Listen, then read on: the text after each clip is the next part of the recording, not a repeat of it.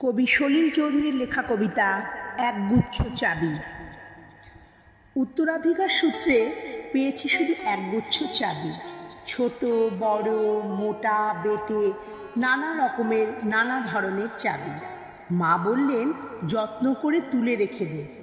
তারপর যখন বয়স বাড়ল, জীবন এবং জীবিকার সন্ধানে পথে নামতে হলো, পকেটে সম্বল শুধু সেই একগুচ্ছ চাবি, ছোট বড় মোটা বেটে নানা রকমের নানা ধরনের চাবি। কিন্তু যেখানেই যাই সামনে দেখি প্রকাণ্ড এক দরজা, আর তাতে ঝুলছে প্রকাণ্ড এক তালা। পকেট থেকে চাবির গুচ্ছ বের করি, এ চাবি সে চাবি ঘোরাই ফেরাই, লাগে না খোলে না। শান্ত হয়ে ঘরে ফিরি, মা দেখেন আর হাসেন, বলেন ওরে তোর বাবারও হাতে ওই চাবি দিয়ে এই দরজাগুলো খোলেনি, শুনেছি নাকি তার বাবার হাতে খুলতো। আসল কথা কি জানিস, এ চাবি হলো সততার, সত্যের, যুক্তির, নিষ্ঠার।